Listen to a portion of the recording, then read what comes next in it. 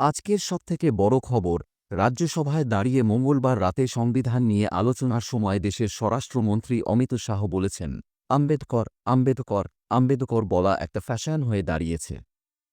এর থেকে যদি ঈশ্বরের নাম নিত এতবার, তাহলে স্বর্গলাভ হতো।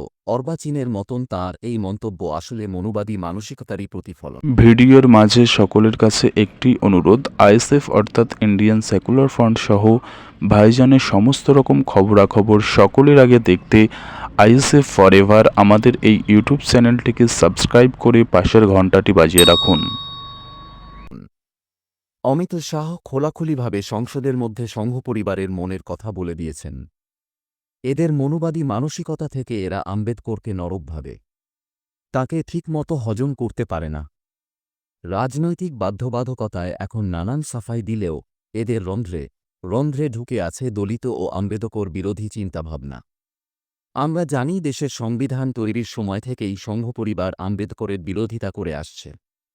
ক্ষমতায় এসে থেকে এরা দেশের সংবিধান পাল্টে মনুসংহিতা চালু করতে চায়। বাবা সাহেব আম্বেদকর এই কাজের বিরোধী ছিলেন।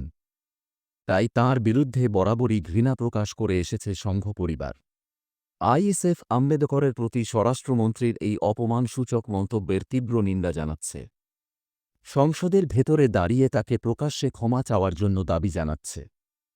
এইসব বিষয়ে আপনার কী মন্তব্য অবশ্যই কমেন্ট করে জানান এবং এরকম গুরুত্বপূর্ণ খবর সকলের আগে দেখতে আমাদের এই ইউটিউব চ্যানেলটিকে সাবস্ক্রাইব করে রাখুন।